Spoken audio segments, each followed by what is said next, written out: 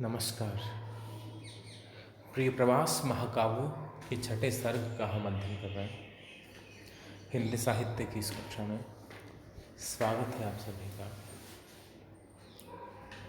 कृष्ण ब्रजभूमि से मथुरा प्रवास पे हैं और कृष्ण के अभाव में ब्रज की धरती कितनी सूनी हो गई है, ब्रजवासी कितने दास हैं।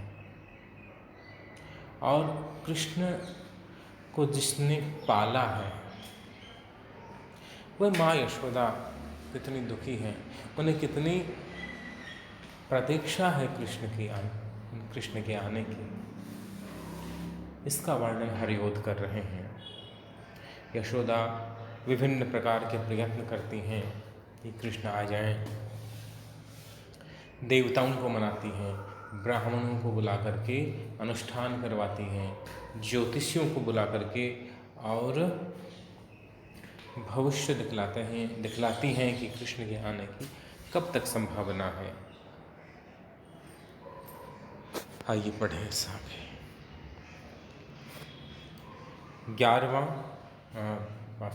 20 छंद हमने पढ़ लिए हैं, 21वां छंद पढ़ते हैं।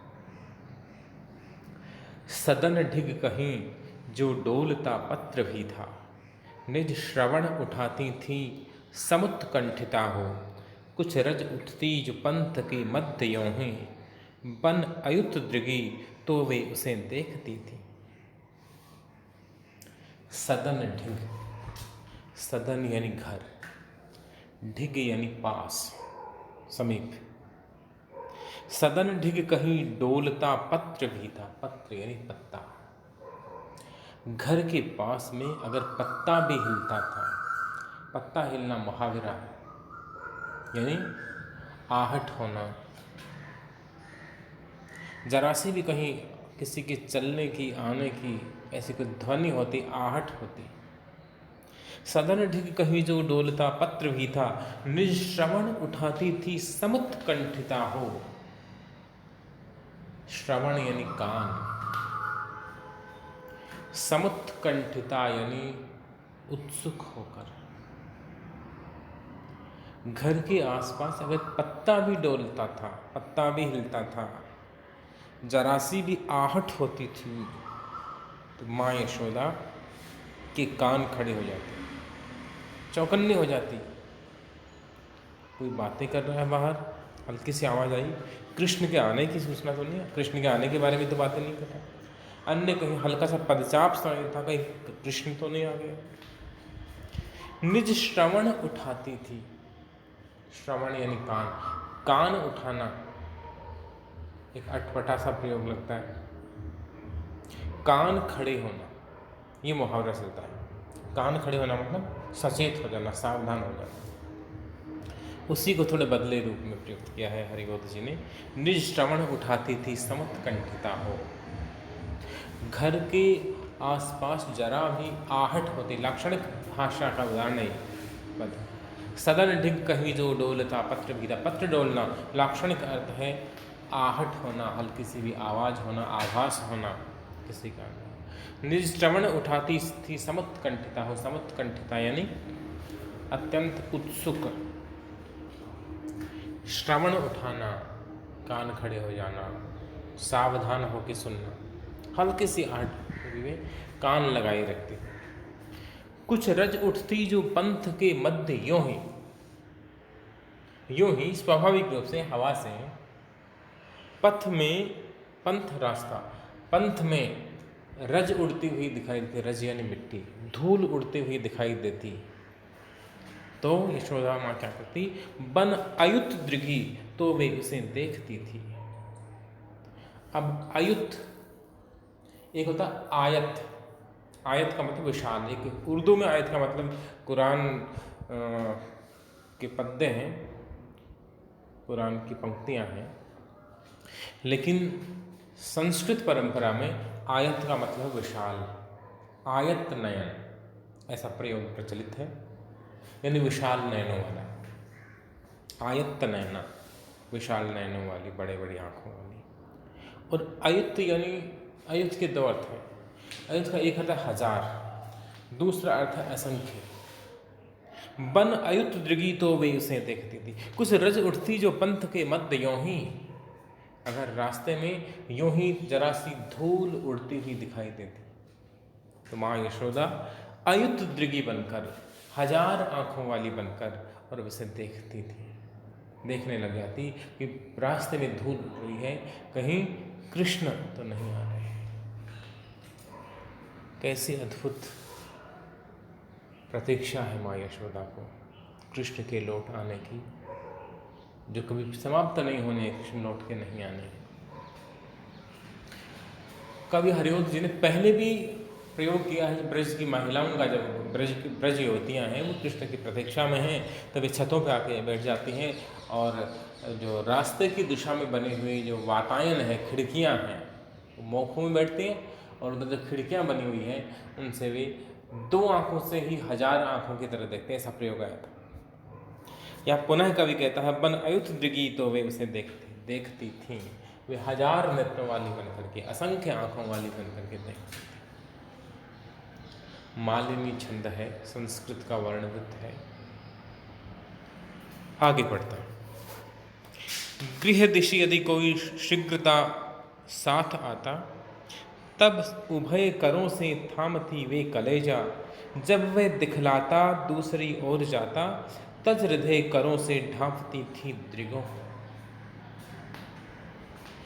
गृह दिशि, गृह यानी घर, दिशि दिशा में, घर की दिशा में, घर की ओर यदि कोई शीघ्रता साथ आता, शीघ्रता साथ, शीघ्रता के साथ जल्दी जल्दी आता हुआ दिखाई देता।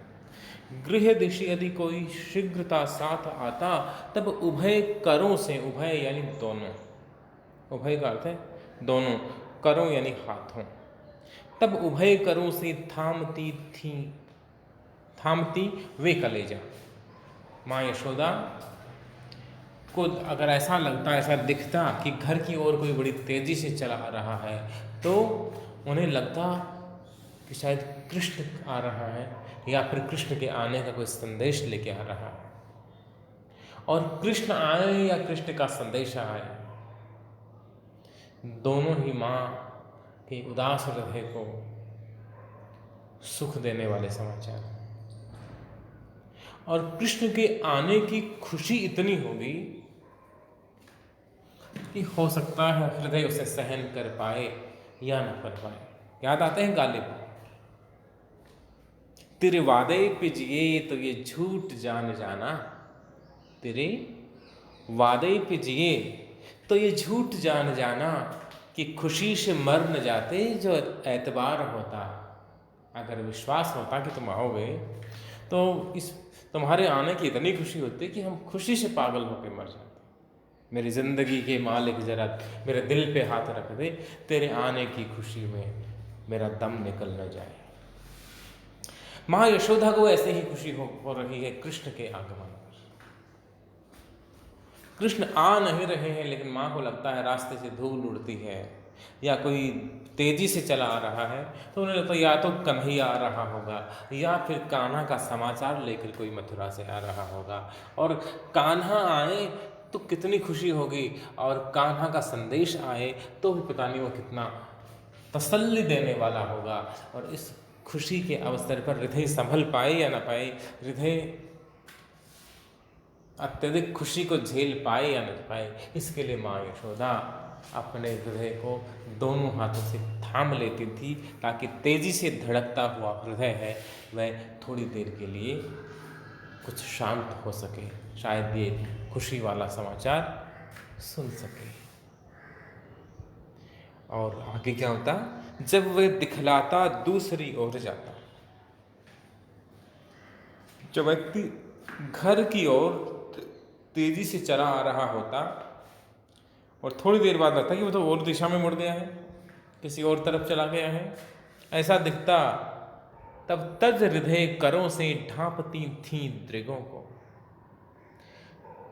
तब क्या करती माँ, जब घर की ओर आता हुआ कोई पथिक दिखता तेजी से चलता हुआ तो इतनी खुशी होती कि शायद कन्हैया का समाचार आएगा। तो दोनों हाथों से कलेजा थाम लेती थी माँ। और जब वही पथिक किसी और अन्य दिशा में मुड़ जाता, दूसरी ओर जाता दिखाई देता, तो उनके दोनों हाथ कलेजे से हट करके और आँखों को ढक लेते थे। उनकी आँखों से आंसू बहने लगते थे और वे हाथ आँखों के आंसू पहुँच रहे होते थे। एक अर्थ। दूसरा अर्थ यह है कि कृष्ण आएंगे इस उम्मीद में एक खुशी है, एक तसल्ली है। लेकिन ये पथिक तो कोई और है, कहीं और दिशा में जा रहा है, इस दिशा में जाते हुए देखना जरा भी पसंद नहीं है। इसे तो हमारे घर आना चाहिए था, इसे तो कान्हा का समाचार लेके आना चाहिए था, ये नहीं आया। किसी और दिशा में जाए, किसी और के घर जाए, किसी और गांव में जाए, ये देखना मंजूर नहीं है। कृष्ण के अलावा कुछ भी स्वीकार नहीं। कृष्ण नहीं आए तो सब कुछ होते हुए, सारी खुशियों के होते हुए भी जीवन में जैसे कोई खुशी नहीं है। इस तरह से हरिओद वर्णन कर रहे हैं, बड़ा मार्मिक वर्णन कर रहे हैं माँ के वात्सल्य का। वात्सल्य रस जो श्रृंगार रस की तरह ही दो प्रकार का होता है, संयोग श्रृंगार और वियोग श्रृंगार। जिस प्रकार दो भेद होते हैं, वैसे वात्सल्य में भी संयोग और वियोग के दो भेद हैं, दो अवस्थाएं। तो ये वात्सल्य रस का वियोग वात्सल्य का छंद है, वियोग वात्सल्य की कविता है। शेष अंश इसका हम अगले ऑनलाइन क्लास में पढ़ेंगे। धन्यवाद।